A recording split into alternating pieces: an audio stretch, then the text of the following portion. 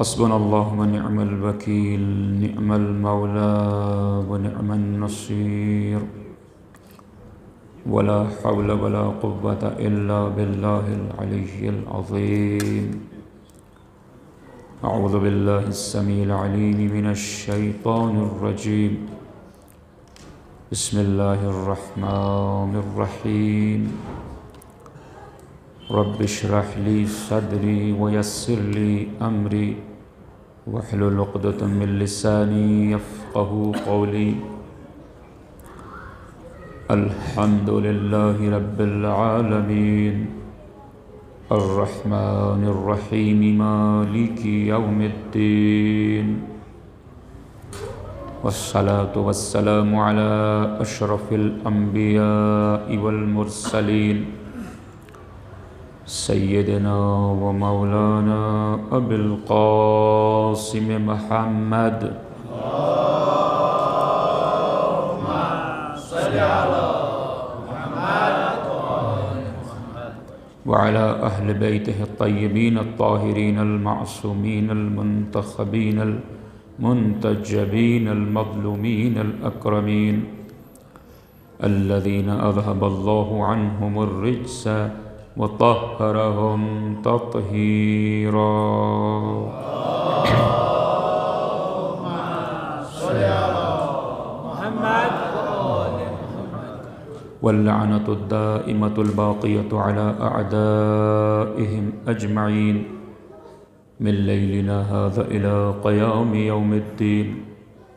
أما بعد، فقد قال الله تبارك وتعالى: بسم الله الرحمن الرحيم. قل إن كنتم تحبون الله فاتبعوني يحببكم الله ويغفر لكم ذنوبكم والله غفور رحيم. صلوات. اللهم صل على محمد. برادران عزیز، آپ حضرات کی خدمت میں یہ بیان کیا گیا کہ ایک انسان جب تک صرف دو ہاتھ دو پیر والا صرف ایک انسان رہے تو وہ نقصان میں رہے گا، گھاٹے میں رہے گا. لیکن اگر وہ اپنا درجہ بڑھا لے اور صاحب ایمان ہو جائے اور پھر اپنے عمل کے ذریعے سے اپنے ایمان کا ثبوت دے اور اپنے ساتھ دوسروں کو بھی حق کی طرف بلائے اور پھر اپنے ساتھ دوسروں کو بھی صبر کی نصیحت کرے، تو وہ یہ 4 صفات اپنے اندر پیدا کر لینے کے بعد پھر گھاٹا اٹھانے والوں میں سے نہیں ہوگا، بلکہ وہ دنیا میں بھی کامیاب ہوگا اور آخرت میں بھی کامیاب ہوگا. جب بنیادی طور کے اوپر ہم ایمان لے آئیں، جو اس حقیر نے آپ حضرات کے سامنے بیان کیا کہ ایمان لانے کے مراحل ہیں. اگر اللہ نے ہمیں اس گھر میں پیدا کیا ہے کہ جو پہلے سے حق کے راستے پر ہے، تو اس میں ہمارا کوئی کمال نہیں ہے. ضرورت یہ ہے کہ ہر انسان بالغ ہونے کے بعد اپنی عقل کا استعمال کرے، خود غور کرے، فکر کرے، سوچے اور حق کو پہچان کے پھر اسے مانے، کیونکہ پہچانے بغیر مان نہیں سکتا اور پہچانے بغیر کوئی انکار بھی نہیں کر سکتا. یہ آپ ساتھ کے سامنے کل گفتگو ہوئی. تو جب انسان گویا ایمان کی پہلی منزل تک پہنچ جائے گا، یعنی اس کا دل جھک گیا، اس نے مان لیا، اس کی زبان نے بھی اقرار کر لیا اور وہ اس ایمان کے کا ثبوت اپنے عمل سے بھی دینے کی کوشش کرنے لگ گیا، یعنی ایک درجہ اس کے پاس آ گیا، وہ مومنین کی فہرست میں شامل ہو گیا، لیکن ابھی اس کا امتحان ختم نہیں ہوا ہے، ابھی اس کی منزل، ابھی اسے اپنی آخری منزل حاصل نہیں ہوئی ہے۔ ایمان لانا شاید آسان ہو، بلکہ آسان ہے، چونکہ ایمان تو فطرت کی آواز ہے۔ کل مولود یولد علی الفطرہ حتی ابویہ یہودانہ وینصرانہ ویمجسانہ۔ دنیا میں آنے والا ہر بچہ فطرت پر آتا ہے، اسلام پر آتا ہے، اللہ کے بنائے ہوئے دین پر آتا ہے۔ اسی لیے سورہ توحید میں پروردگار کا ارشاد ہے، بسم اللہ الرحمن الرحیم، قل هو اللہ احد، کہہ دیجئے وہ اللہ ایک ہے۔ قبلہ ہاشم صاحب یہاں تشریف فرما ہیں، یہ بھی کہا جا سکتا تھا کہ کہہ دیجئے اللہ ایک ہے، کہہ دیجئے اللہ ایک ہے، بات پوری تھی۔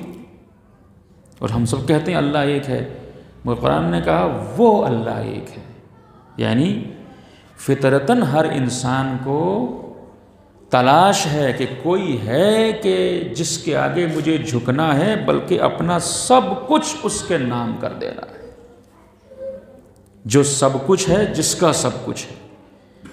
اور اس کی تلاش میں کئی مرتبہ انسان راستہ بھٹک جاتا ہے، تو اس لفظ ہوا کے ذریعے، وہ کے ذریعے اس فطرت کی طرف اشارہ ہے کہ وہ جسے تم ڈھونڈ رہے ہو وہ کوئی اور نہیں، وہ اللہ ہے جو ایک ہے۔ لہٰذا ایمان لانا مشکل نہیں ہے، تو فطرت کی آواز ہے۔ اگر گمراہ کرنے والے لوگ نہ ہوں، دنیا میں آنے والے بچے کو راستے سے ہٹانے والے افراد نہ ہوں، تو وہ فطرت اسلام پر دنیا میں آیا ہے، جب وہ اپنی عقل سے تلاش کرے گا اور اسلام تک پہنچے گا۔ لیکن ایمان پر قائم رہنا اور اسے بچا کے رکھنا اور اسے لے کے بارگاہ الہی میں حاضر ہونا، یہ تھوڑا سا شاید مشکل ہے، چونکہ اب دشمنوں کا کام بھی ساتھ ہی ساتھ شروع ہو جاتا ہے۔ انسان مومن ہو گیا، اس کے دل کے اندر اللہ کی محبت آ گئی، وہ دل سے جھک گیا، اب اس کی اطاعت کرنا چاہتا ہے، لیکن دو دشمن ہیں جو اسے اس راستے پر نہیں رہنے دینا چاہتے۔ ایک وہی ہے جس نے قسم کھائی ہوئی ہے کہ میں تو سیدھے راستے پر ہی بیٹھوں گا، جدھر یہ ایمان لے کے آئیں گے وہیں آگے میں ملوں گا، صحیح؟ وہ میرا کام یہ ہے کہ میں انہیں راستے سے ہٹاؤں گا اور چاروں طرف سے انہیں بہکاؤں گا۔ اور اس کے اوپر معصوم کا ارشاد ملتا ہے کہ 4 سمتیں تو اسے یاد رہیں مگر 2 بھول گیا۔ جو اللہ والا ہے وہ سجدے میں چلا جائے گا، اس کے شر سے بچ جائے گا، یا دعا کے لیے ہاتھ اٹھا لے گا اور اس کے شر سے بچ جائے گا۔ تو 4 سمتوں سے بہکائے گا نا، 4 سمتوں سے بہکائے گا۔ 2 سمتیں ابھی بھی اس بندے کے پاس ہیں، یہ پھر بھی اس سے بچ کے نکل سکتا ہے۔ صلوات بر محمد والے۔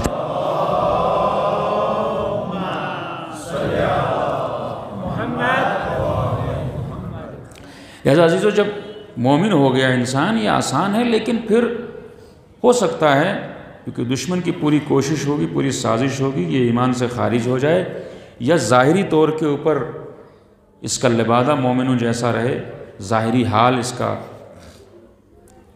حالت اس کی حالت ایمانی ہو، لیکن اندر سے اس کا ایمان کمزور پڑتا جائے یا بالکل ختم ہو جائے۔ اور اس کے لیے بہت ساری چیزیں، ظاہر یہ تفصیلی گفتگو ہے اور ہمارے پاس اتنا وقت نہیں ہوتا کہ ساری چیزیں آپ حضرت کے سامنے بیان کی جا سکیں۔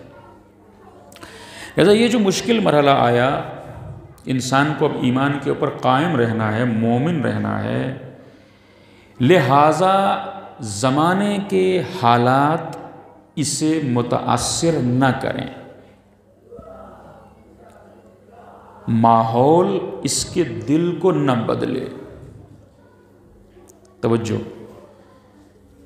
اگر حالات کے ساتھ انسان کے خیالات بھی بدلتے چلے جائیں، اس کے نظریات بھی بدلتے چلے جائیں، اس کا دل کا حال بھی بدلتا چلا جائے، اس کا مطلب یہ ہوا کہ وہ ثابت قدم نہیں ہو سکا ایمان پر۔ اور لوگ کہتے بھی ہیں جیسا دیس ویسا بھیس، جیسے حالات ہوں اس میں اپنے آپ کو ڈھال لینا چاہیے، اور اسی میں انسان کی کامیابی ہے۔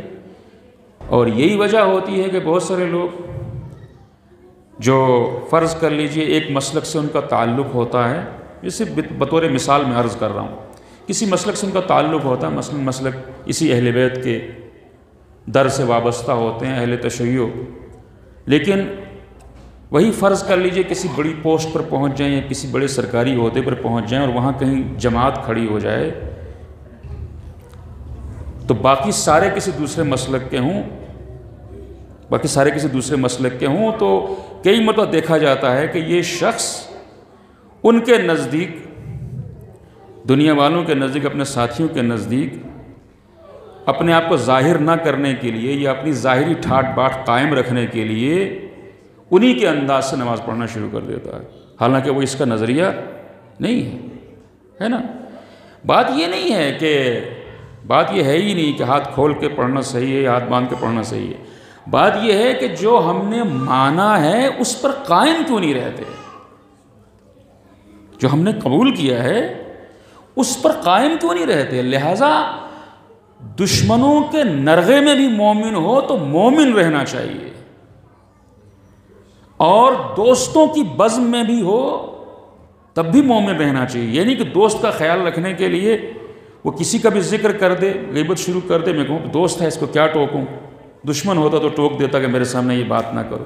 نہیں ہو سکتا کبھی دشمن ایمان چھینے اور کبھی دوست ایمان چھین لے۔ لہٰذا اگر انسان یہاں تک پہنچ گیا ہے اپنی عقل سے سوچ کے سمجھ کے، اور اپنے جذبات اس نے ایمان کے لیے وقف کر دیے ہیں، تو اب اس کے اوپر اسے باقی رہنا چاہیے ہر حال میں، حالات زمانہ اسے بدل نہ سکیں۔ یہ درس کس کا ہے؟ بطور خاص یہ درس حسینی ہے کہ مومن زمانے کے حالات سے متاثر ہو کر کے خود کو نہیں بدلتا، بلکہ حق پر اتنا ثابت قدم رہتا ہے کہ حالات کو بدل دیتا ہے۔ یہ امام حسین سکھا رہے ہیں، اور یہ مولانا مودودی کا مشہور جملہ ہے کہ ان سے کسی نے پوچھا کہ جب امت کی اکثریت نے یزید کی بیعت کر لی تھی تو کیا ہوتا؟ اکثریت کا ساتھ دینے کے لیے اور امت کو متحد رہنے کے لیے، اور ہزار طرح کے بہانے ہیں، کیا ہوتا اگر امام حسین بھی بیعت کر لیتے؟ جو امت نے کر لی تھی تو امام حسین نے بیعت کیوں نہیں کی؟ توجہ، یہ سب سے بڑی مثال ہے کربلا کی ہمارے سامنے کہ حالات سے متاثر نہ ہو کر کے حق پر قائم کیسے رہا جاتا ہے۔ تو مولانا مودودی نے بہت ہی معرفت بھرا جملہ، بہت ہی معرفت بھرا فقرہ ہے ان کا، وہ کہتے ہیں کہ یہ سوال ہی غلط ہے کہ جب امت نے، لوگوں نے بیعت کر لی تھی تو حسین ابن علی نے بیعت کیوں نہیں کی، بلکہ سوال تو یہ ہونا چاہیے کہ جب علی کے لال نے بیعت نہیں کی تو امت نے بیعت کیوں کر لی۔ سوال یہ نہیں ہونا چاہیے، چونکہ معیار حق اہل بیت ہیں۔ لہذا عزیزو، ایمان لانا قدر آسان ہے، میں نہیں کہنا بہت آسان ہے، لیکن اس کے اوپر باقی رہنا مشکل ہے، قدم بقدم امتحان ہے۔ دو بڑے دشمن ہیں جن سے انسان کا سامنا ہوتا ہے، ایک کھلا ہوا دشمن ہے، قسمیں کھایا ہوا دشمن ہے، قرآن مجید نے اسے دشمن کہا، جو ابلیس ہے اور اس کا لشکر ہے، اس کے چیلے ہیں، شیاطین کی بڑی تعداد ہے کہ جو کسی نہ کسی طرح سے مومن کو بہکانے کا کام کرتے ہیں، اور اس کام میں وہ کبھی تھکتے نہیں، اپنی کوشش ان کی کبھی ختم نہیں ہوتی، کبھی کوشش شیاطین کی ختم نہیں ہوتی ہے ان کی جب تک وہ، ان کی کوشش یہی ہوتی ہے اگر وہ جہنم میں جا رہے ہیں تو آدم کا بیٹا جنت میں کیوں جائے، کہ اس کی وجہ سے ہمیں جنت سے نکالا گیا۔ اور دوسرا دشمن عزیزو انسان خود ہے، دشمن ہے۔ تعجب ہوتا ہے، سرکار رسالت مآب اس دشمن سے بھی بڑا دشمن بتاتے ہیں انسان کو۔ اعد عدوک نفسک التی بین جنبیک، تمہارا سب سے بڑا دشمن تمہارا اپنا نفس ہے جو تمہارے اندر چھپا ہوا ہے۔ سب سے بڑا دشمن تم خود ہو۔ نفس سے مراد کیا ہے؟ خود، یعنی یہ جو میرا حلیہ آپ دیکھ رہے ہیں، میں جو آپ کا حلیہ دیکھ رہا ہوں، یہ آنکھیں، یہ کان، یہ چہرہ، یہ جسم، یہ ہم نہیں ہیں، یہ ہمارا ہے۔ توجہ، پیغام یہی تو کہتے ہیں نا، میری آنکھیں، میری زبان، میرے ہاتھ، یہی کہتے ہیں نا۔ یہاں تک ہم کہتے ہیں میرا جسم، بالکل ایسے جیسے آپ کہتے ہیں میرا گھر، میری گاڑی، میرا قلم، میری کتاب۔ تو قلم الگ ہے، میں الگ ہوں۔ گھر الگ ہے، میں الگ ہوں۔ کتاب الگ ہے، میں الگ ہوں۔ ویسے میں کہتا ہوں یہ میرا جسم ہے، اس کا مطلب یہ ہے کہ جسم کچھ اور ہے، میں کچھ اور ہوں۔ وہ کون ہوں میں؟ وہ کبھی تنہائی میں آپ بیٹھ کر کے اپنے بارے میں غور کریں کہ اس جسم سے ہٹ کر کے، اس باقی پوری کائنات سے ہٹ کر کے انسان اپنے آپ کو اپنے اندر محسوس کرتا ہے۔ وہ جس کو ہم اپنے اندر محسوس کرتے ہیں وہی ہے نفس، اور کچھ نہیں ہے۔ وہی جو میں خود اندر سے ہوں، جس کے بارے میں واقف ہوں، جسے میں جانتا ہوں اور میرا خدا جانتا ہے، وہی انسان کا نفس ہے۔ اور اس سے رسول خدا صلوات اللہ علیہ وآلہ نے فرمایا کہ یہ تمہارا سب سے بڑا دشمن ہے۔ اس کا مطلب ابلیس سے بڑا دشمن بھی انسان کا اپنا نفس ہے۔ اچھا، کیا وجہ ہے کہ یہ زیادہ بڑا دشمن ہے؟ وجہ یہ ہے کہ یہ چھپا ہوا ہے اور وہ کھلا ہوا ہے۔ شیطان کھلا ہوا دشمن ہے، یہ چھپا ہوا دشمن ہے۔ یہ انسان کا نفس کبھی دشمن بن کے نہیں آتا، یہ ہمیشہ خیرخواہ بن کے آتا ہے۔ یہ جب بھی کسی برائی کی یا کسی ایمان سے نکلنے کی یا حالات کے ساتھ سمجھوتا کرنے کی دعوت دیتا ہے تو دشمن بن کے نہیں، خیرخواہ بن کے دعوت دیتا ہے، اچھا بن کر کے۔ تو آپ اندازہ لگائیے کہ گویا یہ جو چھپا ہوا دشمن ہے یہ منافقت کرتا ہے۔ یہ کھل کے نہیں کہتا کہ میں جو تمہیں بتا رہا ہوں یہ تمہارے حق میں صحیح نہیں ہے، بلکہ کہتا ہے یہی صحیح ہے، یہی صحیح ہے۔ پوری توجہ چاہتا ہوں عزیزو۔ کئی مطلب لوگ پوچھتے ہیں کہ شیطان سے ہم بچیں کیسے؟ تو شیطان سے بچنے کے لیے شیطان تبھی اپنی کوئی چال چل سکتا ہے، ہمارے اوپر اپنا تسلط قائم کر سکتا ہے، ہمیں راستے سے بھٹکا سکتا ہے، جب اس کو اندر سے سپورٹ ملے۔ جب اسے اندر سے سپورٹ ملے۔ دیکھیے یہ وہ ہیں قرآن جن کو دشمن کہہ رہا ہے، رسول اللہ جن کو دشمن کہہ رہے ہیں، یہ تو معمولی بات نہیں ہے۔ باہر کا دشمن شیطان اسی صورت میں مجھے کوئی نقصان پہنچا سکتا ہے جب اسے اندر سے سپورٹ ملے۔ جب اندر سے سپورٹ ملے گی، اندر جنود شیاطین ہیں، جنود شیاطین، جنود کہتے ہیں لشکر کو۔ شیاطین کے شیطان کے ابلیس کا لشکر ادھر اندر ہے، انسان کے ایجنٹ، اس کے آلائے کار یہاں بیٹھے ہوئے ہیں۔ مثال میں عرض کر دوں آپ کی خدمت، مثال کا حقیقت عرض کر دوں، اگر انسان خود کو کچھ سمجھتا ہے تو یہ اس کے اندر بیٹھا ہوا شیطان کا سپاہی بیٹھا ہوا ہے اس کے اندر، تکبر کی شکل میں۔ اگر اس انسان کے اندر تعصب ہے کسی بھی طرح کا، خاندانی تعصب، علاقائی تعصب، نسلی تعصب، حتیٰ مسلکی تعصب، کسی طرح کا بھی تعصب ہے، تو تعصب انسان کو کبھی حق پرست نہیں رہنے دیتا۔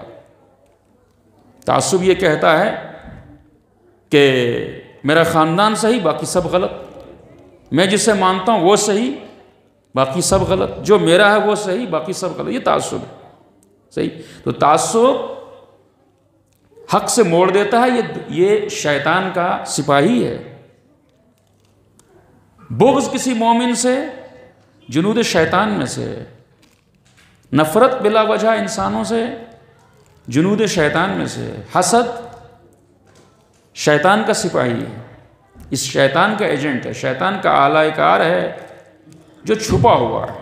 پوری توجہ، باہر کا دشمن اس وقت تسلط پیدا کرتا ہے، غصہ جنود شیطان ہے۔ تو غصہ کہاں پیدا ہوتا ہے؟ اندر۔ غصہ یہاں پیدا ہوتا ہے، غصہ آیا تو باہر کا دشمن، غصے کو انسان استعمال کرنا چاہتا ہے، غصے پر اس کا قابو نہیں ہے، تو یہ باہر کا دشمن شیطان اسے استعمال کر لے گا، اور غصے کی حالت میں اس شخص سے کوئی بری بات کہلا دے گا۔ غصے کا اظہار زبان سے ہو سکتا ہے، طاقت سے ہو سکتا ہے، کچھ اس سے ایسا کروا دے گا۔ تو وہ کب ہوا، اس کو کب موقع ملا؟ جب اسے ایک سپورٹ کرنے والا اندر مل گیا۔ کئی ملکوں کے درمیان جو دشمنیاں ہوتی ہیں نا، تو دوسرے ملک کے اوپر کوئی ملک اس وقت تک چڑھائی نہیں کر پاتا ہے جب تک اس کو اندر سے اپنے حامی نہیں مل جاتے۔ اندر سے حامی مل جاتے ہیں جو اس کو خبریں بھی پہنچاتے ہیں، اس کے لیے حالات بھی سازگار کرتے ہیں، پھر وہ حملہ کر دیتا ہے۔ صحیح ہے؟ تو قرآن مجید یہ بھی کہہ رہا ہے، جہاں یہ کھلا ہوا دشمن ہے شیطان، وہاں وہ یہ بھی فرما رہا ہے کہ اس کا مکر، اس کی چالیں اور اس کی کوششیں کمزور ہیں۔ یہ بہت بڑی بات ہے۔ شیطان کی کوششیں، قرآن کہہ رہا ہے کہ اس کا مکر، اس کی چالیں کمزور ہیں۔ کمزور ہونے کا مطلب کیا ہے؟ کہ وہ اثر انداز اس وقت تک نہیں ہوتی ہیں جب تک کہ اندر چھپا ہوا بڑا دشمن اسے سپورٹ نہ فراہم کر دے۔ لہٰذا اگر اس دل کو ہم پاک کر لیں، پوری توجہ، اس دل کو ہم صاف کر لیں، اس دل کے اندر اللہ کو بٹھا لیں، اس دل کو اللہ کے لیے خالص کر لیں، تو شیطان تڑپ کے رہ جائے گا مگر بندہ مومن کا کچھ نہیں بگاڑ سکتا۔ اور یہی وہ بات ہے جو قرآن پاک نے خود فرمائی ہے، بہکا لے تو جنہیں بہکاتا ہے، وہ نہیں بہکیں گے کہ جو مخلص ہوں گے، یعنی جل کے دل اتنے پاک ہوں گے۔ مخلص اور مخلص میں فرق ہوتا ہے۔ مخلص وہ ہوتا ہے جو دل کو پاک کر لیتا ہے، مخلص وہ ہوتا ہے کہ جو اتنا دل کو پاک کر لے کہ اب اللہ اس دل کو نجس نہیں ہونے دیتا، اللہ اس کی پاکیزگی کو اپنے ذمے لے لیتا ہے۔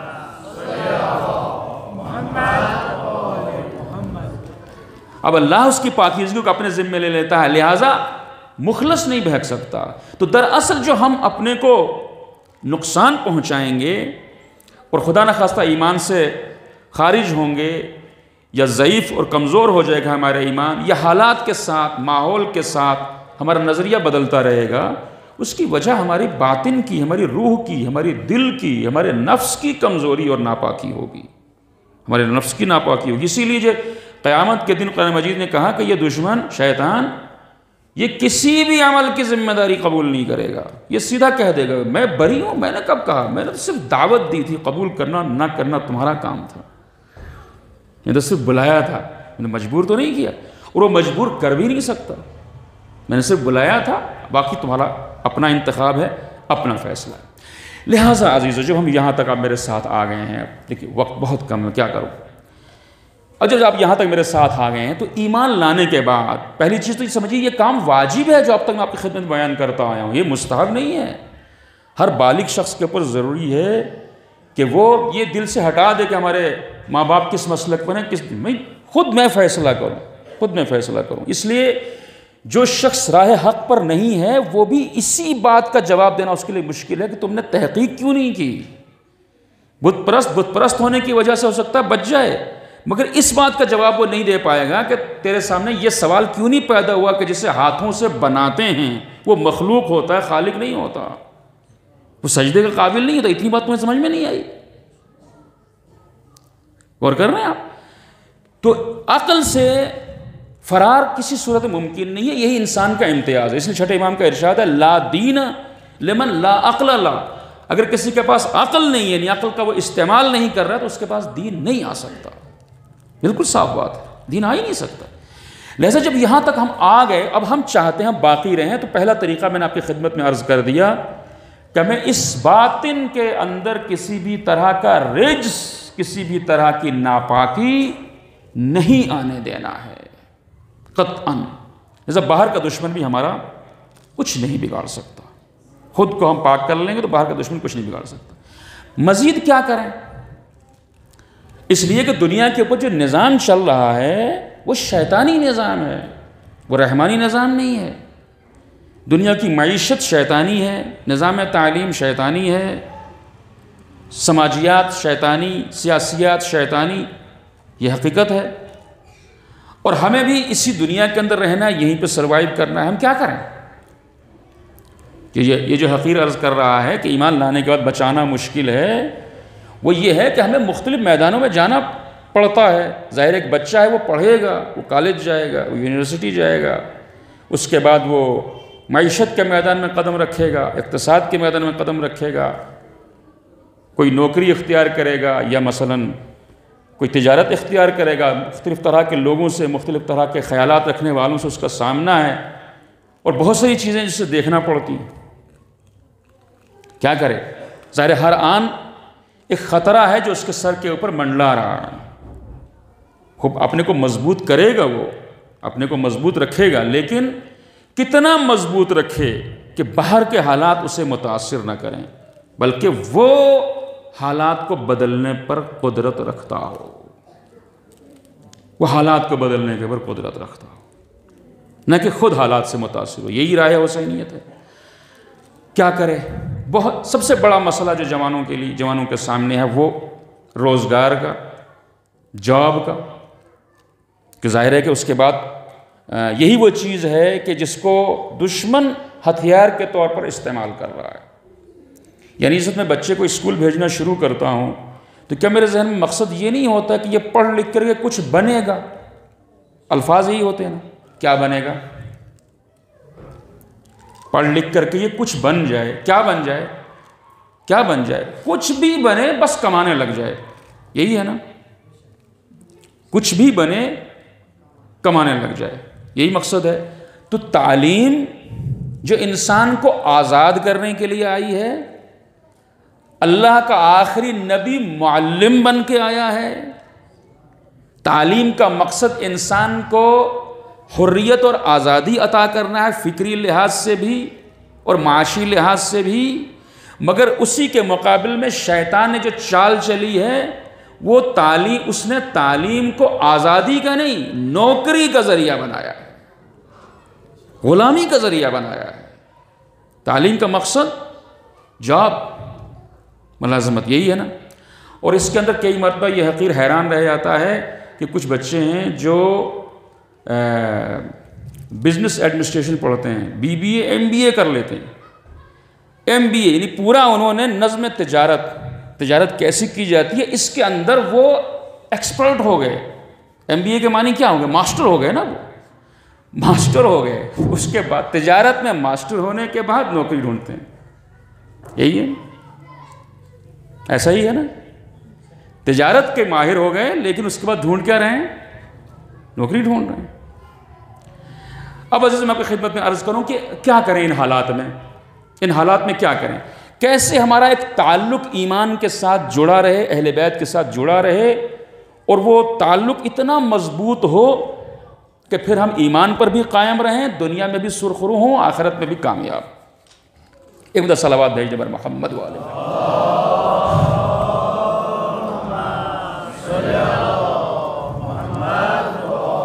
ایک بات درمیان میں عرض کر دوں جو کل میں پتہ نہیں کتنے دن سے کہنا چاہ رہا تھا، کل خاص طور سے کہنا چاہ رہا تھا، بھول گیا۔ وہ یہ ہے کہ اگر آپ حضرات کے ذہن میں جو بھی یہ حقیر بیان کر رہا ہے اس سلسلے میں کوئی سوال ہے تو آپ اسے کاغذ پر لکھ کر کے دے دیجئے۔ انشاءاللہ اگر موقع ملا تو اگلی گفتگو جو ہماری ہوگی اس میں، یا پھر کسی دن ہم بیٹھ کر کے ان سوالوں کا جواب انشاءاللہ عرض کرنے کی کوشش کریں گے، کیونکہ یہ ضروری ہے۔ آپ کو کوئی بات سمجھ میں نہیں آئی ہے تو آپ یہ ضرور پوچھیے، یہ آپ کا حق ہے۔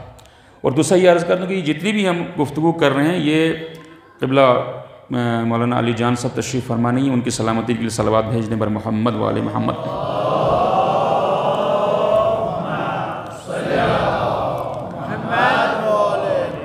الحمدللہ یہ ساری مجالس یہ بچے محفوظ کر رہے ہیں اور وہ ان کے یوٹیوب چینل کے اوپر یہ نشر ہو رہی ہیں، لہٰذا ممکن ہے کوئی بات کسی تقریر میں دیر سے ہم پہنچے ہوں یا سمجھ میں نہیں آئی ہوئی بات، تو آپ جا کر کے اسے دوبارہ ایک مرتبہ ضرور سن لیجئے۔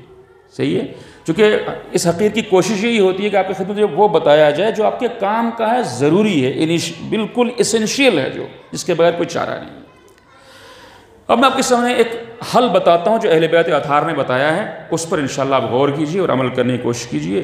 باقی ہر حال میں اللہ پر توکل ضروری ہے اور ہر حال میں اللہ ہی ہمارا مددگار ہے۔ امام موسیٰ کاظم صلوات اللہ علیہ کا ارشاد گرامی ہے کہ اجتہدوا ان یکون زمانکم 4 ساعات۔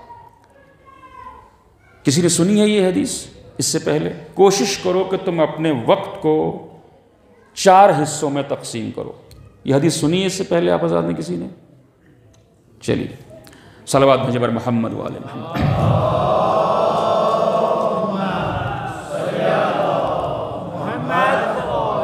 اور ایک معذرت پھر سے کر لیتا ہوں، اگر تھوڑا سا وقت زیادہ ہو جائے تو آپ مجھے معاف کیجیے گا، کیونکہ بات پہنچنا ضروری ہے۔ حل بتاتا ہوں میں آپ کو۔ مولا فرماتے ہیں کہ اجتہدوا، کوشش کرو، ان یکون زمانکم 4 ساعات، تمہارا وقت یعنی 24 گھنٹے 4 حصوں میں تقسیم ہونے ضروری ہیں۔ کوشش کرو کہ تم اپنے وقت کو 4 حصوں میں تقسیم کر لو۔ ساعتن لمناجات اللہ، ایک حصہ اور 1 گھنٹہ اللہ سے مناجات کے لیے۔ میں قربان جاؤں مولا کی فصاحت پر، مولا نہیں کہا عبادت کے لیے، کیونکہ عبادت تو بندے مومن کو 24 گھنٹے کرنا ہے۔ بندے مومن کی عبادت تو سوتے ہوئے بھی ختم نہیں ہوتی۔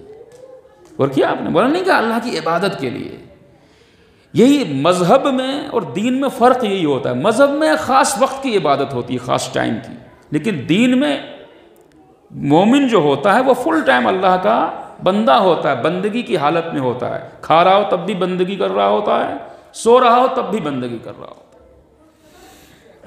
تو مولانا نے فرمایا اللہ سے مناجات کا ایک وقت تمہارا ہونا چاہیے، یعنی وہ باتیں راز کی جو ایرے گیرے سے کہتے ہو، وہ سوچتے ہو کہ کوئی ہمارا ساتھی ہو جس سے ہم گفتگو کر سکیں، وہ کئی مرتبہ وہ راز وہیں سے فاش ہو جاتا ہے اور بعد میں پچھتاتے ہو کہ نہیں بتانا چاہیے تھا، اس نے جا کے فلاں سے بتا دیا۔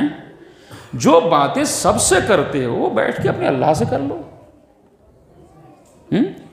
اور وہ ایسا ستار ہے جو کسی سے نہیں بتاتا، دوسرے سے بتا کے حل نہیں نکلے گا، اس سے بتاؤ گے تو وہ حل بھی دے گا۔ ایک وقت تمہارا مخصوص ہونا چاہیے اللہ سے مناجات کے لیے۔ مناجات عام گفتگو کو نہیں کہتے، ابھی جو ہماری گفتگو ہو رہی ہے نا، یہ مناجات نہیں ہے، صحیح ہے، یہ ہماری پبلک گفتگو ہے۔ مناجات کہتے ہیں خاص گفتگو کو، اللہ سے، اللہ کے پاس، اللہ سے ملاقات کا اور اس سے بات کرنے کا وقت تمہارے پاس مختص ہونا چاہیے روزانہ، صحیح ہے۔ وَسَاعَةً لِأَمْرِ الْمَعَاش، دوسرا تمہارا وقت معین ہونا چاہیے، مخصوص ہونا چاہیے معیشت کے لیے۔ معیشت کا مطلب اکانومی، ارننگ، کمانا۔ ایسے شخص کے اوپر معصومین نے لعنت کی ہے کہ جو اپنا بوجھ دوسرے پر ڈال دے کہ کوئی کمائے تو ہم کھائیں۔ کام کرنے کی بہت زیادہ اہمیت ہے۔ جیسے تمہارا ایک وقت ہے جو مخصوص ہونا چاہیے کمانے کے لیے۔ اس کے بعد فرمایا وَسَاعَةً لِمُعَاشَرَةِ الْإِخْوَانِ وَالثِّقَاتِ الَّذِينَ يُعَرِّفُونَ عُيُوبَكُمْ وَيُخْلِصُونَ لَكُمْ فِي الْبَاطِنِ۔ ایک وقت تمہارا مخصوص ہونا چاہیے جب تم امر معاش، جو بھی ہماری جاب، تجارت، نوکری، ارننگ ہے، اس کے لیے پڑھائی وغیرہ جو کچھ بھی ہے اس کو سمیٹ لیں۔ ایک وقت تمہارا ہونا چاہیے جس میں تم اپنے بھائیوں سے، یہاں بھی مولا کی زبان مبارک پر قربان جانے کا دل کرتا ہے، مولا نے نہیں فرمایا اپنے دوستوں سے، دوستوں سے نہیں، اپنے بھائیوں سے، والثقات، اور بھروسے والے افراد سے، بھروسے والے افراد سے معاشرت یعنی ملنا جلنا، اٹھنا بیٹھنا، گھومنے پھرنے جانا، بات کرنا، یا ساتھ میں کھیلنا بھی ہو سکتا ہے۔ معاشرت کیا؟ معاشرت کا دائرہ وسیع ہے۔ معاشرت کا دائرہ یہ نہیں کہ بس بیٹھ کر کے چائے پئیں گے تبھی معاشرت ہوگی، نہیں، لیکن کس کے ساتھ؟ ہر ایک کے ساتھ اٹھنے بیٹھنے کی اجازت نہیں ہے. یہ بہت بڑا مسئلہ. میں کاش وقت ہوتا میں اس میں سے ایک ایک چیز آپ کے سامنے کھولتا. آپ پہچانتے کہ مولانا کیا نسخہ دیا ہے, کیا فرمایا ہے. کیا کروں میں, وقت نہیں ہے, وقت نہیں ہے. تو بھائیوں کے ساتھ اور بھروسے والے افراد کے ساتھ تمہیں اٹھنا بیٹھنا ہے, معاشرت کرنا ہے, لیکن ان کی پہچان کیا ہے؟ یہ وہ ہونے چاہیے جو تمہیں تمہارے عیوب سے باخبر کریں. یہ وہ نہیں ہونے چاہیے جو بیٹھ کے تمہاری چاپلوسی کریں. یہ وہ نہیں ہونا چاہیے کہ ان کا مقصد تم سے قریب ہونے کا یہ ہو کہ تمہاری جیب ڈھیلی کریں. یہ وہ نہیں ہونا چاہیے کہ جو باقی آپ خود جانتے ہیں, باقی آپ خود جانتے ہیں. وہ ہونے چاہیے کہ جو تمہیں تمہارا عیب بتائیں. اس کا مطلب کیا ہوا؟ جو مجھے میرا عیب بتاتا ہے وہ میرا دشمن نہیں ہوتا, وہی تو دوست ہوتا ہے, وہی تو دوست ہوتا ہے. لیکن ہم عام طور کے اوپر عیب بتانے والے کو پسند نہیں کرتے. ایسا ہی ہوتا ہے. یہ بہت ہی نازک ہے میرے بھائیوں, یہ بہت نازک مرحلہ ہے. جب میں کسی کو اس کے عیب کے بارے میں بتاؤں تو پہلے پوری تحقیق کر لوں کہ وہ ہے اس کے اندر عیب یا نہیں ہے. چونکہ کسی کو اس کے منہ پہ عیب بتانا جہاد سے کم نہیں ہے. کیونکہ دوستی ہے تو دوستی خطرے میں پڑ سکتی ہے, رشتہ داری خطرے میں پڑ سکتی ہے, تعلقات خطرے میں پڑ سکتے ہیں. بہت مسئلہ ہے نا. اس لیے پہلے تو پوری تحقیق کی جائے کہ وہ بات ہے اول. دوسرا, امام حسن مجتبیٰ صلوات اللہ علیہ کی وہ حدیث یاد رکھی جائے میں جو کل بیان کر چکا ہوں کہ احب اخوانی من اہدی الی عیوبی. مجھے سب سے زیادہ وہ بھائی عزیز ہے جو میرے عیب کو میرے منہ پہ نہ مارے, میرے عیب کو مجھے ایسے بتائے جیسے تحفہ پیش کر رہا. یعنی جسے عیب بتایا جا رہا ہے اس کی پیشانی پہ شکن تک نہ آئے. دل شکنی تو بہت دور کی بات ہے. کئی مرتبہ لوگ عیب ڈھونڈ کے بتاتے ہی اسی لیے سامنے والے کو چھوٹا دکھانے کے لیے. نعوذ باللہ, تو ایسا ہے, تو یہ کرا, تیرے بارے میں یہ پتا چلا. یہ تھوڑی ہے. عیب بتانے کا مقصد یہ ہے کہ وہ میرا بھائی میرا عزیز اپنے عیب کو دور کر لے, اس سے اس کی شان کم نہ ہو. اللہ اکبر. اور یہاں پر ماہرین کہتے ہیں, ماہرین ایکسپرٹس کہتے ہیں کہ آپ کو سینڈوچ پالیسی اختیار کرنی چاہیے. میں کیا کروں, وقت نہیں ہے. سینڈوچ پالیسی اختیار کرنی چاہیے. کیا مطلب؟ پہلے ایک جملہ ایسا کہا جائے کہ جس میں سامنے والے کی اچھائی کا بیان ہو, تعریف. آپ کے اندر یہ خوبی پائی جاتی ہے, کسی کے اندر نہیں پائی جاتی. صحیح ہے, تاکہ اس کا دل تیار ہو جائے آپ کی تنقید سننے کے لیے. اور کیا آپ نے پہلے اس کی خوبی بیان کیجیے. اچھا, یہ جو میں بتا رہا ہوں نا, یہ آپ دوستوں کے درمیان بھی اس نسخے کو اپنا سکتے ہیں, میاں بیوی بھی آپس میں اس نسخے کو اپنا سکتے ہیں, اور ماں باپ اولاد کے سلسلے میں بھی اس نسخے کو اپنا سکتے ہیں. یہ نسخہ نجات سمجھ لیجیے آپ اسے, کہ مجھے اپنے بچے کو بتانا ہے کہ یہ بات غلط ہے. ڈائریکٹ بتانے سے برا مانے گا, چھوٹے بڑے ہونے سے کوئی فرق نہیں پڑتا. نفسیات جذبات ایک جیسے ہوتے ہیں. اب یہ کوئی چھوٹا ہے تو کمزور ہے, اس کا بس مجھ پہ نہیں چلتا, اس لیے میں اس کے اوپر اپنا سارا غصہ نکال لیتا ہوں. یہ تو ایک الگ بات ہے نا. لیکن کیا اس کی دل شکنی نہیں ہوتی؟ کیا اس کی توہین نہیں ہوتی؟ کیا اس سے برا نہیں لگتا؟ اور کیا یہ جائز ہے؟ بچے کی دل شکنی جائز ہے؟ ہرگز نہیں. غیبت جائز ہے؟ ہرگز نہیں. اپنے بچے کی برائی کسی اور سے بیان کرنا جائز ہے؟ ہرگز نہیں. کیونکہ جب بچے کو پتہ چلتا ہے کہ ہمارے بابا نے فلاں سے ہماری یہ بات بتائی ہے, اسے برا لگتا ہے. بچے کے ساتھ وعدہ خلافی جائز ہے؟ ہرگز نہیں. اور یہی تو ساری چیزیں جو ہم خود اسے سکھاتے ہیں, خود سکھاتے ہیں اور پھر کہتے ہیں پتہ نہیں کہاں سے سیکھ کے آ گیا, پتہ نہیں اس کی تربیت میں کیا کمی رہ گئی. کیونکہ وہ سکھانے سے نہیں سیکھتا نا, وہ دیکھتا ہے, جو ہم کر رہے ہوتے ہیں وہ سیکھتا ہے. صلوات بھیجے بر محمد والے محمد.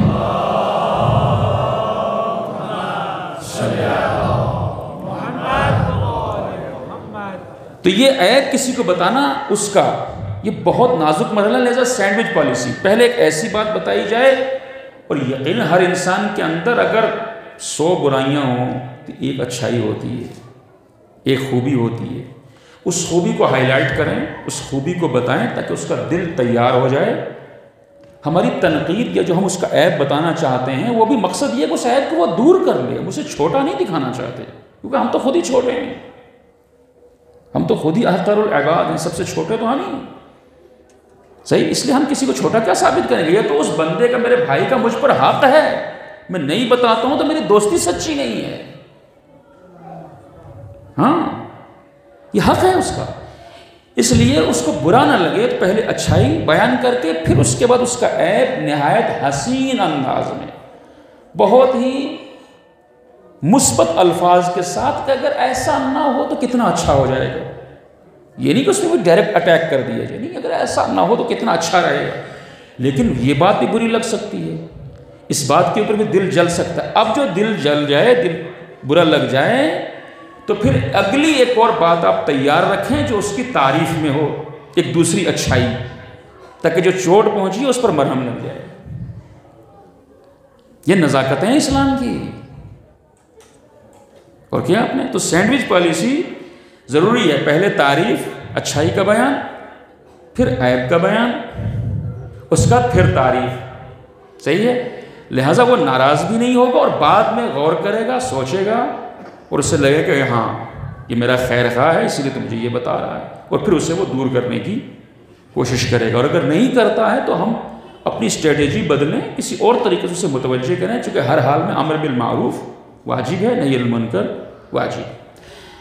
تو دوست وہ ان کے ساتھ تمہارا وقت ہونا چاہیے۔ یہ بڑا مشکل کام ہے نا، چونکہ انسان گپیں لگانے کے لیے اور لطیفے سننے سنانے کے لیے تو وقت گزار سکتا ہے، اور کیا نا، لیکن ایسے دوستوں کے ساتھ کہ جو مخلص ہوں اور میرا عیب بتائیں، تھوڑا سا شاید مشکل ہو، لیکن نہیں، دل بڑا کریں، شرح صدر اختیار کریں، اور یہ یقین کریں کہ جو بھائی ہے وہ مخلص ہے۔ تو بھروسے کے افراد اور بھائی جو مجھے تمہیں تمہارے عیوب بتائیں، ان کے ساتھ اٹھنے بیٹھنے کے تمہارا وقت ہونا چاہیے۔ وہ یخلصون لکم فی الباطن، اور دوسری ان کی خاصیت یہ ہے کہ وہ تمہارے سلسلے میں دل میں مخلص ہوں، خیر خواہ، ٹھیک ہے؟ ان کے ساتھ تمہارا وقت گزرنا چاہیے۔ اب پتہ کیسے چلے گا؟ یہ تو بہت بڑا مسئلہ ہے۔ کئی لوگ تو جہنم میں جانے کے اوپر افسوس کر رہے ہوں گے کہ کاش ہم نے فلاں کو دوست نہ بنایا ہوتا۔ یہ قرآن کہہ رہا ہے نا، کیونکہ دوستی بہت خطرناک ہے۔ دوست ہے جو انسان کو راہ حق پر بھی لے جا سکتا ہے، اور دوست ہی انسان کو جہنم رسید کر سکتا ہے۔ ہاں، تو پتہ کیسے چلے؟ تو یہ ارشاد ساتویں امام کا ہے، وہ ارشاد مولا علی کا ہے، جس نے آپ نے فرمایا جو شخص تمہارے سامنے تمہارا عیب چھپا لے، توجہ ہے نا، جو شخص تمہارے سامنے تمہارا عیب چھپا لے اور تمہاری پیٹھ پیچھے جا کے کسی اور کو بتائے، وہ تمہارا دوست نہیں ہے، دشمن ہے، اس سے بچ کے رہنا۔ فاحذر ہو، وہ تمہارا دوست نہیں ہے، دشمن ہے، اس سے بچ کے رہنا، یہ مولا نے فرمایا۔ تو معیاری یہی ہے، دوست ہونے کا گویا معیار ہی یہی ہے۔ ایک وقت تمہارا ان کے ساتھ ہونا چاہیے، وَسَاعَةً تَخْلُونَ لِلَّذَّاتِكُمْ فِي غَيْرِ مُحَرَّمٍ وَتَقْدِرُونَ بِهَذِهِ السَّاعَةِ عَلَى 3 ساعات۔ اللہ اکبر۔ مولا فرماتے ہیں یہ جو 3 وقت تم نے گزار لیے، تو اب ایک وقت ہونا چاہیے جو تمہارا اپنے لیے ہو، اپنے لیے ہو، جس میں تم کچھ بھی انجوائے کرو۔ اب یہ دوستوں سے ہٹ کے کچھ بھی انجوائے کرو، تمہیں پوری آزادی ہے، کچھ بھی تم انجوائے کر سکتے ہو، صرف اتنا خیال رکھنا ہے کہ جو تم انجوائے کر رہے ہو وہ حرام نہیں ہونا چاہیے، صحیح ہے؟ باقی جاؤ، ڈل جھیل گھوم سکتے ہو، گھوم کے آ جاؤ، کسی پارک میں جا سکتے ہو، کھیل کود، تفریح، کسی اپنے کے ساتھ وقت گزارنا چاہتا اپنے گھر والوں کے ساتھ، صحیح ہے؟ یہ جو وقت ہے تمہارا، یہ تمہارا اپنا ہے، یہ بھی بہت ضروری ہے۔ اور میں قربان جاؤں مولا کی فصاحت و بلاغت، فرماتے ہیں اس آخری وقت کے ذریعے سے تمہیں طاقت مل جائے گی یہ باقی 3 کام کرنے کی۔ اب مجھے بتا دیجئے کوئی دنیا کا ماہر سماجیات آپ کو یہ نسخہ دے دے تو ہے اسلام واحد ذریعہ نجات؟ صلوات بھیجنے پر محمد وعلی محمد۔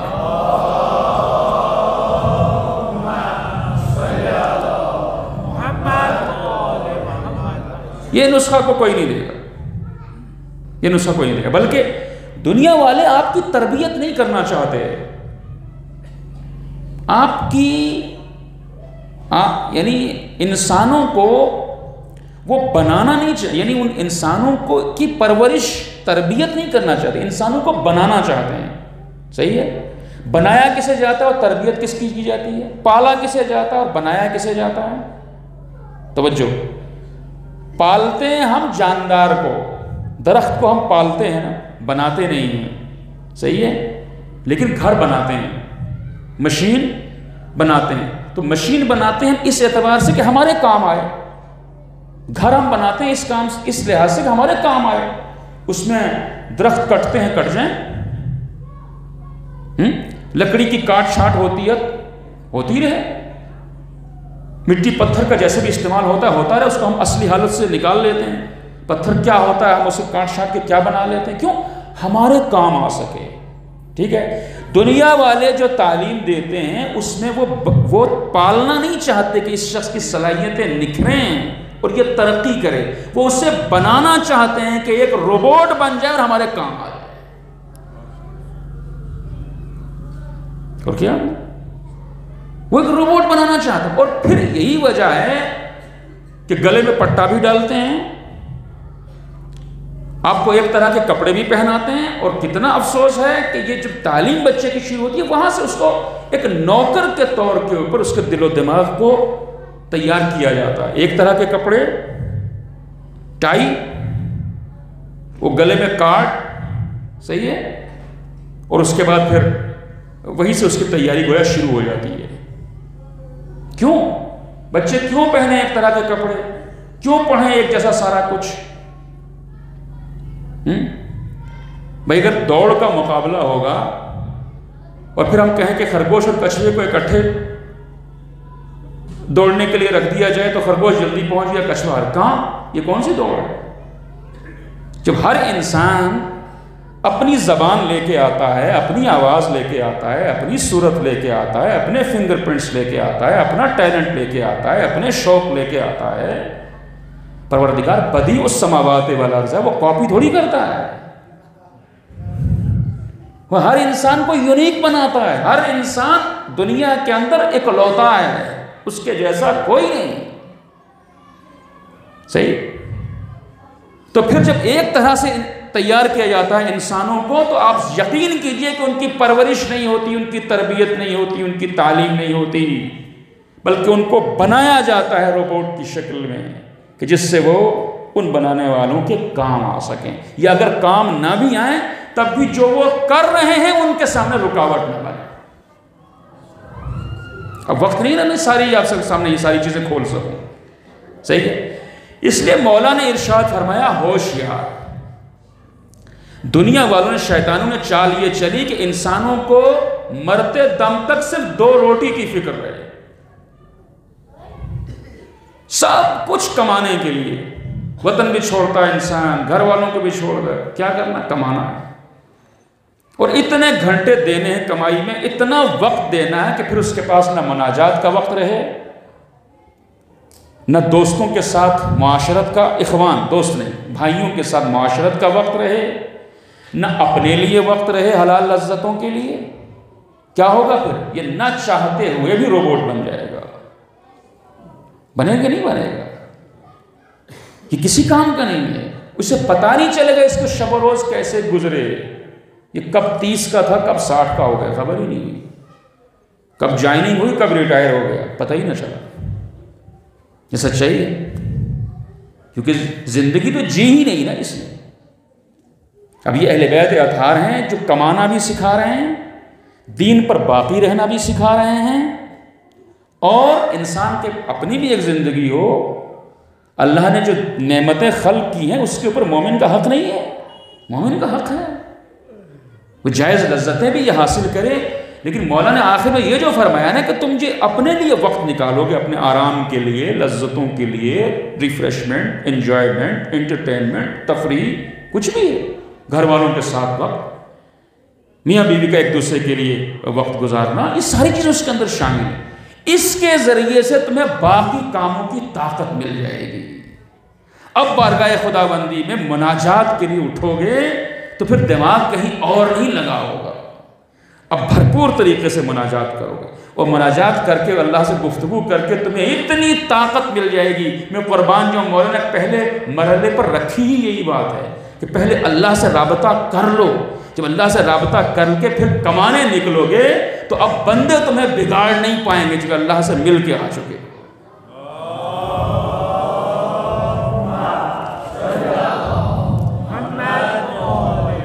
اب بندے تمہارا ماحول خراب نہیں کریں، اور پھر اگر وہاں پر کچھ مسئلہ ہو جاتا ہے تو اگلا وقت تمہارا مختص ہونا چاہیے ان کے لیے جو بھروسے مند ہیں، جو تمہارے مخلص بھائی ہیں، وہ تمہیں بتائیں گے کہ یہ غلط راستے پر آپ جا رہے ہیں، یہاں سے ہمیں ایسے کرنا چاہیے، بلکہ ظاہر ہے وہ مجھے میرے عیب بتائیں گے، میں انہیں ان کے عیب بتاؤں گا۔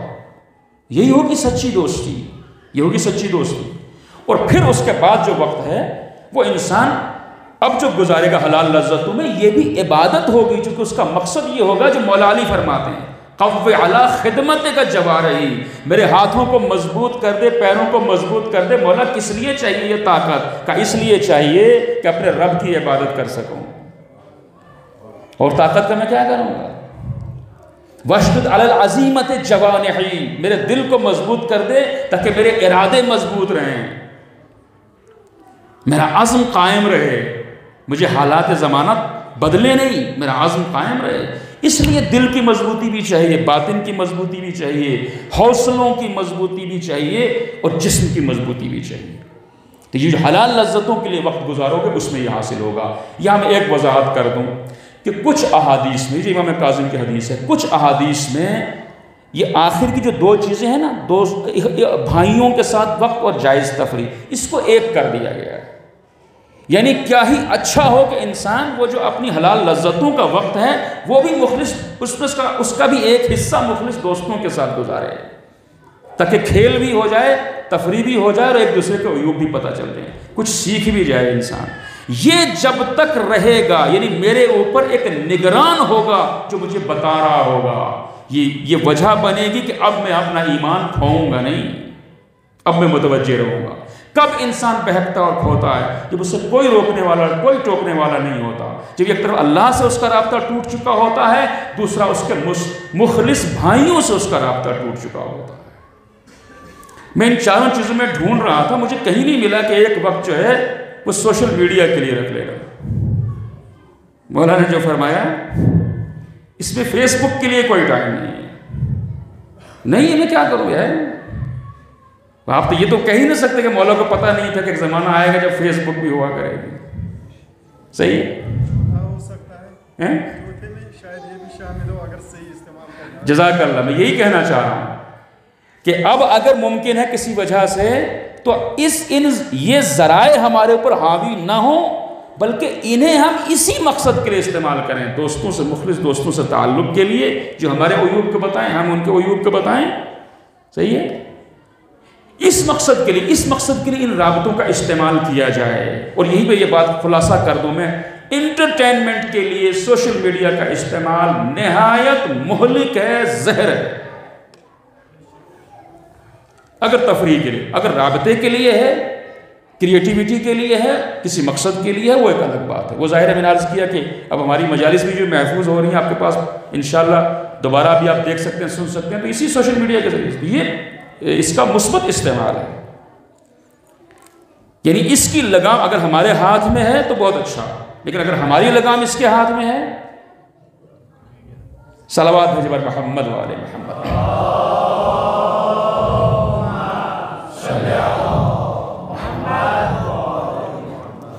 وقت چلا گیا، بس آخری بات یہ سن لیجئے کہ یہ جو ہمیں امر معاش کا جو وقت ہے نا، کمانے کا، جو کمانے کا ایک وقت تمہارا معین ہونا چاہیے کمانے کے لیے۔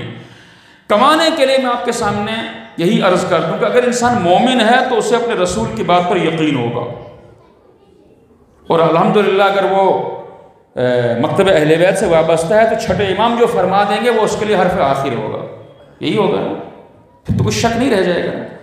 تو رسول اللہ بھی یہی فرما رہے ہیں، چھٹے امام بھی یہی فرما رہے ہیں کہ رزق کے 10 حصے ہیں۔ کتنے؟ رزق اور روزی کے 10 حصے ہیں، ان میں سے 9 حصے تجارت میں ہیں۔ کس میں ہیں؟ 9 حصے تجارت میں ہیں۔ رسول اللہ کا بھی یہی ارشاد ہے، چھٹے امام کا بھی یہی ارشاد ہے کہ رزق کے 10 حصے ہیں، 9 حصے تجارت میں ہیں، ٹھیک ہے۔ مگر میں چھٹے امام کے اور ارشادات دیکھ رہا تھا، میں خود حیران رہ گیا۔ کہتے ہیں اگر تجارت کو چھوڑ دو گے تو تمہاری عقل کو زنگ لگ جائے گا۔ اللہ اکبر، تجارت کو چھوڑ دو گے تمہاری عقل کو زنگ لگ جائے گا۔ اب جب ہم غور کرتے ہیں پتہ چلتا ہے کہ جو لوگ جابز حاصل کر لیتے ہیں کسی بھی طرح کی نوکری، پھر اس کے بعد ان کے اندر کوئی کریٹیوٹی نہیں رہ جاتی ہے، بس ان کو جاب کرنا ہے اور تنخواہ لینا ہے اور اڑانا، بس یہی ہے نا۔ ان کے اندر صلاحیت کیا رکھی تھی اللہ نے، ہنر کیا تھا، اسکل کیا تھی، ٹیلنٹ کیا تھا، وہ کیا انسانیت کی خدمت کر سکتے تھے؟ کچھ نہیں۔ جاب کے لیے پڑھا تھا، انہوں نے حاصل کر لی، بس 1.5 سال کامیابی مل گئی۔ اور کیا؟ میں آپ سے بتا رہا ہوں، خود مولا کا ارشاد ہے، تجارت کو چھوڑ دو گے تو تمہاری عقل معطل ہو جائے گی۔ وہ فرماتے ہیں کہ جب بیع و شراء ہوتی ہے، خرید و فروخت ہوتی ہے، تبھی رزق نازل ہوتا ہے۔ اللہ اکبر۔ تو اب اگر کسی کی بہت زیادہ سیلری بھی ہو، بہت زیادہ سیلری بھی ہو، اب وہ آپ بہت زیادہ جو بھی آپ کے ذہن میں ہے، صحیح ہے، بہت زیادہ، بھائی کسی کی نظر میں 10,000 بھی ممکن ہے بہت زیادہ ہو، کسی کی نظر میں 1,00,000 بہت زیادہ ہو، تو یہ سمجھ لیجئے کہ تجارت کو چھوڑ کر کے جو سیلری ہم لے رہے ہیں تو 10واں ہی حصہ مل رہا ہے، ورنہ اللہ نے تو رزق بہت وسیع رکھا تھا آپ کے لیے، وہ آپ ہی نہیں لینا چاہ رہے۔ اب وقت نہیں ہے، میں کیا کروں جو میں تجارت کے بارے میں بتاتا کہ اسلام کے مطابق تجارت کیا ہے اور کتنا ضروری ہے۔ اگر آپ لوگ چاہیں تو ہم اسی موضوع کو کل بھی تھوڑا سا جاری رکھیں اور مزید اس بارے میں بتائیں۔ چاہتے ہیں آپ حضرات؟ جو چاہتے ہیں وہ صلوات بھیجیں بر محمد و آل محمد۔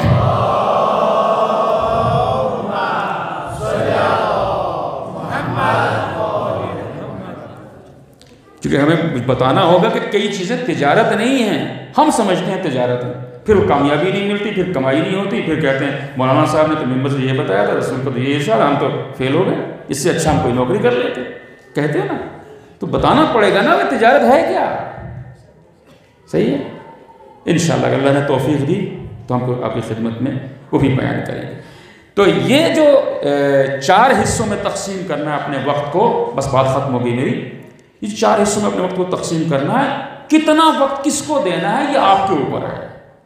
ایسا نہیں کہ برابر سے 4 حصے کرنے تو انسان پریشانی میں مبتلا ہو جائے گا، نہیں، مناجات اللہ سے جو کرنا ہے اس کے لیے کتنا وقت دینا ہے، معیشت کو کتنا ٹائم دینا ہے، بھائیوں کو کتنا وقت دینا ہے، اور پھر اپنے لیے کتنا وقت رکھنا ہے۔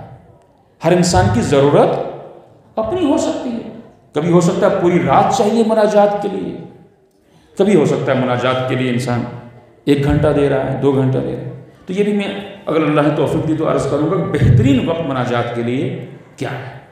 بس آخری بات سن لیجیے، یہ بھی انشاءاللہ آپ کے لیے مفید ہوگی۔ یہ جو حدیث ہے نا 7 امام کی، اسی حدیث کو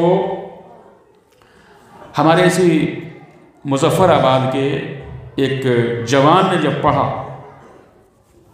ان کا نام نثار احمد حمدانی، جہاں بھی اللہ ان کو سلامت رکھے، انہوں نے جب اس حدیث کو پڑھا تو اس کے اوپر غور کرنا شروع کیا۔ پھر وہ اکنامکس کے اسٹوڈنٹ تھے، اس وقت طالب علم تھے، تو وہاں اکنامکس میں کوئی انہوں نے فارمولہ پڑھا تھا، کوئی اصول پڑھا تھا، انہوں نے دیکھا کہ یہ کافی کچھ اس کے اندر مل رہا ہے، مگر جو حدیث کے اندر بیان ہوا یہ بہت ہی رچ ہے۔ اور کیا کہ یہ ہم سوچتے ہیں نا اہل بیت کی تعلیمات تو بس ادھر مسجد تک، امام بارگاہ تک ادھر ہی ہیں، ہے نا، یہی سوچتے ہیں، ایسا نہیں ہے میرے بھائیو۔ تعلیمات اہل بیت دنیا تک پہنچانے کی ضرورت ہے، دنیا تک پہنچانے کی ضرورت ہے۔ یہی حدیث انہوں نے پڑھی 7 امام کی، اس کے اوپر غور کرنا شروع کر دیا۔ جو اسٹوڈنٹ تھے وہ کہتے ہیں میں ایوریج اسٹوڈنٹ تھا، خود ہماری ڈائریکٹ ان سے ملاقات ہوئی تو میں نے بتایا کہ میں کوئی بہت تیز اور بہت ہی ذہین طالب علم نہیں تھا، بس ایک ایوریج تھا، لیکن میں نے غور کرنا شروع کیا تو پھر کچھ میرے ذہن میں جو آتا گیا وہ میں لکھتا گیا کہ پھر تو یہ ہوا، پھر ایسے ہوا، اور کرتے کرتے گویا انہوں نے جو اپنے خیالات اس حدیث سے مطابق اور اس فارمولہ کے مطابق انہوں نے جو لکھنا شروع کیے تو ایک آرٹیکل بن گیا، اور اکنامکس میں ایک نیا نظریہ ان کے ذریعے سے اس حدیث کی برکت سے کریٹ ہو گیا۔ بات سمجھ رہے نا؟ اور اس آرٹیکل کو انہوں نے جو شیپ دی آرٹیکل کی، انگریزی میں اس کو لکھا، اور اس کے بعد جو کوئی عالمی ادارہ ہے کہ جس کے پاس آپ اپنی تحقیق، اپنی ریسرچ بھیج سکتے ہیں، پہلے چھوٹا سا خلاصہ بھیجنا ہوتا ہے، پھر اس کو وہ ایکسیپٹ کر لیتے ہیں تو آپ کو پورا آرٹیکل دیتے ہیں، اور پھر وہ آرٹیکل ایکسیپٹ ہو جائے تو پھر اس کے بعد آگے وہ کیا آپ کے ساتھ ہوتا ہے وہ پھر آپ جانیں اور وہ جانیں۔ خیر، یہ بتاتے ہیں کہ جب میں نے اس کی تھیم یا جو اس کا لب لباب تھا وہ بھیجا تو ان کی انویٹیشن آئی کہ آپ پورا آرٹیکل دیجیے ہمیں۔ جو پورا آرٹیکل بھیجا تو وہ دنیا کے ٹاپ اکانومسٹ کو اتنا پسند آیا کہ کہتے ہیں نہیں معلوم دنیا کی سب سے اچھی یونیورسٹی کون سی مانی جاتی ہے؟ آکسفورڈ۔ کہتے ہیں مجھے وہاں سے انویٹیشن آیا کہ آپ یہ جو لکھ رہے ہیں، جو اپنے آرٹیکل لکھا ہے، یہ ہمیں یہاں آ کے سمجھائیے آپ کیا کہنا چاہ رہے ہیں۔ اور اس وقت جو ہماری ان سے ملاقات ہوئی تھی کہتے تھے یہ آرٹیکل اپنا یہ نظریہ بیان کرنے کے لیے کہتے شاید کچھ ہی ممالک رہ گئے جن نے مجھے نہیں بلایا۔ اب کیا سمجھیں، اہل بیت کے در کے اوپر صرف آخرت ہے، بس قبر میں کام آئیں گے۔ اسلام واحد ذریعہ نجات، میں نے عرض کیا دنیا کو بھی آپ کی کریٹیویٹی چاہیے، رٹے کا نہ دین میں کوئی مقام ہے نہ دنیا والوں کے نزدیک۔ اس وقت کہہ رہے تھے شاید ہی کچھ ممالک رہ گئے جن نے مجھے نہیں بلایا، ورنہ دنیا کی ٹاپ یونیورسٹیز مجھے بلا چکی ہیں، اور پھر نہیں معلوم کتنے کتنے مہینے کے پروجیکٹس مجھے دے چکی ہیں، اس کے پر ہم کام کر کے، اور پھر جو ظاہر سی بات ہے کہ انہوں نے مولا سے توسل کیا تو پھر جو مالی فوائد یا دنیا جو انہیں ہاتھ آئی تو وہ تو ظاہر ہے مجھے ممبر سے بیان کرنے کی ضرورت نہیں ہے، صحیح ہے۔ اور پھر وہ آپ کی اسی مظفر آباد کی یونیورسٹی میں میرے خیال سے پروفیسر تھے، آج بھی ہیں غالباً، اب اس وقت میں نہیں جانتا ہوں۔ یہ آپ کے سامنے ایک زندہ مثال ہے۔ کہاں سے آرٹیکل لکھا انہوں نے؟ امام کاظم صلوات اللہ علیہ کی حدیث سے۔ کل جو حدیث میں نے آپ کے سامنے مولا علی کی بیان کی کہ قیمت کل امرئ ما یحسن، انسان کی ویلیو وہی ہے کہ جسے وہ چاہتا ہے۔ ہمارے جوانوں کے بچوں کے اندر کریٹیوٹی کیوں نہیں ہے؟ وہ کیوں نہیں اس کو ایک آرٹیکل کے ایک ریسرچ کی شکل دیتے؟ اس کو دنیا تک کیوں نہیں پہنچاتے؟ تعلیمات آل محمد سیکھ کر کے دنیا کی زبان میں دنیا تک پہنچانا، یہ آپ کی رسالت ہے، آپ کا مشن ہے، آپ کا کام ہے۔ پھر دیکھیے دنیا اہل بیت سے واقف ہوتی ہے یا نہیں ہوتی؟ یہ تو ایک دو حدیثیں آئی ہیں آپ کے سامنے، تو پوری نہج البلاغہ ہمارے پاس ہے، پوری صحیفہ سجادیہ ہمارے پاس ہے، پورا قرآن پاک ہمارے پاس ہے۔ دنیا ناواقف ہے، دنیا کو پتہ نہیں ہے آپ کے پاس کیا خزانے ہیں، اور افسوس ہمیں بھی نہیں پتا ہمارے پاس کیا خزانے ہیں، ہمیں بھی نہیں معلوم۔ اور ان خزانوں کو ہم ڈسکور کریں، دنیا تک پہنچائیں، خود مستفید ہوں، تو یقیناً یا آپ بھی اس بات، ہم اقرار ہے ہم اس بات کا پھر اقرار ہی نہیں کریں گے، بلکہ یہ ہم مطمئن ہو کے کہیں گے کہ نجات اگر انسانیت کی ہے تو صرف اسلام ہے۔ ایک مدہ صلوات ہے بر محمد۔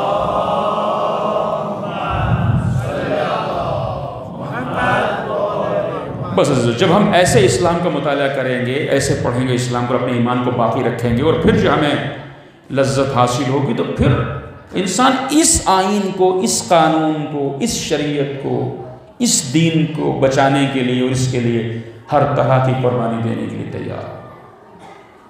جب سمجھ جائے گا تو پتہ چلے گا میری کوئی حیثیت ہی نہیں، یہ آئین بچنا چاہیے، میں کون ہوتا ہوں، یہ تعلیمات محفوظ رہنی چاہیے، یہ دنیا تک پہنچنی چاہیے۔ اب سمجھ میں آتا ہے کیوں اصحاب امام حسین صلوات اللہ علیہ کربلا میں میدان میں جانے کے لیے ایک دوسرے پر سبقت لے جانا چاہتے تھے کہ پہلے ہم، ایسا ہی تھا نا، کیوں سبقت لے جانا چاہتے تھے؟ اب سمجھ میں آتا ہے۔ تھے فرش نشین، عرش اولا دیکھ لیا تھا، تھے فرش نشین، عرش اولا دیکھ لیا تھا، شبیر کے بندوں نے خدا دیکھ لیا تھا۔ صحیح؟ شبیر کے بندوں نے خدا دیکھ لیا تھا۔ اس لیے اگر، اور امام علیہ السلام کا طرز عمل آپ دیکھیے کہ جو طریقہ، جو مہربانی، جو کرم آپ کا اپنے کڑیل جوان علی اکبر کے ساتھ ہے، کوئی فرق نہیں، وہی انداز آپ کا حضرت جون کے ساتھ ہے۔ حضرت جون کا سر بھی آپ کی آغوش میں ہے، اور کیسے تڑپ تڑپ کے اجازت دی تھی اس 90 سال کے امام کے چاہنے والے نے۔ کہ مولا نے کہا تم ہمارے پاس آرام کے لیے آئے تھے نا، ہمارے پاس آرام کے لیے آئے تھے، سختیاں برداشت کرنے نہیں آئے تھے، تم ہمارے پاس آرام کے لیے آئے تھے، اب تم میدان میں جانے کی اجازت مانگ رہے ہو۔ تو یہ پریشان ہو گئے، مولا کے ہاتھ چومنے لگے۔ وہ سب کہتے ہیں ہاں شاید میرا رنگ سیاہ ہے، شاید میں حبشے کا ہوں، شاید میرے بدن سے بوئے بد آتی ہے۔ اس انداز سے جب گڑگڑانا شروع کیا تو مولا آپ ہی دعا کیجئے کہ اللہ میرے چہرے کو نورانی کر دے، میرے بدن کو معطر کر دے۔ میں بھی چاہتا ہوں اسلام پر آپ پر اپنی قربانی پیش کر دو۔ اور جب ایسا انداز اختیار کیا جائے گا تو آپ اندازہ لگیں پھر زہرا کا لال اجازت نہیں دے گا۔ آپ کے نزدیک کیا گورے کالے میں فرق ہے؟ اب جب جون نے سلام آخر کیا اور مدد کے لیے آواز دی ہے تو جون کا سر مولا کی آغوش میں ہے، اور اب دعا فرمائی اللہم بعزمت وجہک، پروردگارہ اس کے چہرے کو نورانی کر دے، اس کے بدن کو معطر کر دے۔ اس لیے بنی اسد کہتے ہیں کہ آپ کا جسد اطہر حضرت جون کا کئی دنوں کے بعد ملا، اور ہم کیسے آپ کے بدن تک پہنچے، ایک روشنی نظر آ رہی تھی، ایک خوشبو محسوس ہو رہی تھی۔ اللہ خدا آپ کو کسی غم میں نہ ڈالے جو غلاموں پر اتنا مہربان ہو، جو غلاموں پر اتنا مہربان ہو، جو غلام کو بھی سختی میں نہ دیکھ سکے۔ عصر عاشور کے بعد اس کے اپنوں پر کیا مصیبتیں ٹوٹی، کیا مصائب پڑے۔ عزیزو، اسیران کربلا کو بے کجوا اونٹوں پہ سوار کر کے اتنا طویل سفر تو کرایا ہی گیا، مگر اس کے بعد انہیں جس زندان میں رکھا گیا تھا وہ بھی قید خانہ نہیں تھا، بلکہ ایک کھنڈر تھا۔ امام سجاد فرماتے ہیں کہ دھوپ بھی ہمیں سہرا پڑتی تھی، گرمی بھی سہرا پڑتی تھی، اور اوس اور سردی بھی برداشت کرنا پڑتی تھی۔ حالت یہ ہو گئی کہ جلد کا رنگ بدلنے لگ گیا۔ جو لوگ زیارت سے مشرف ہو چکے ہیں وہ جانتے ہیں کہ اس علاقے کی گرمی کیسی ہوتی ہے، اس علاقے کی دھوپ کتنی شدید ہوتی ہے۔ اور ہاں عزیزو، ظلم یہیں پہ ختم نہ ہوا، بلکہ ایک دن امام سجاد نے کیا دیکھا کہ پھوپھی اماں جن کی کبھی تہجد قضا نہیں ہوتی بیٹھ کے نماز پڑھ رہی ہے۔ بس عزیز مجلس ختم ہوئی، بیٹھ کے نماز پڑھ رہی ہے۔ خدا آپ کو کسی غم میں نہ ڈالا ہے۔ بس جیسے اس حال میں دیکھا آگے بڑھے پھوپھی اماں، آپ کو میں نے کبھی بیٹھ کے نماز پڑھتے ہوئے نہیں دیکھا، آج کیا ہوا آپ بیٹھ کے نماز پڑھ رہی ہے؟ تو جواب دیا بیٹا جو کھانا پانی قیدیوں کے لیے آتا ہے وہ اتنا مختصر ہوتا ہے کہ نہ معلوم کتنے دن سے یہ زینب اپنے حصے کا کھانا پانی بچوں کو دیتی رہی ہے۔ اب بدن میں اتنی کمزوری آ گئی کہ بیٹا کھڑے ہو کے نماز نہیں پڑھی جاتی۔ میرا دل کہتا میں کہوں میرے مظلوم آقا امام سجاد، ارے ابھی تو شہزادی بیٹھ کے نماز پڑھ رہی ہے، مدینے واپس جانے تک سر کے بال سفید ہو جائیں گے، کمر خمیدہ ہو جائے۔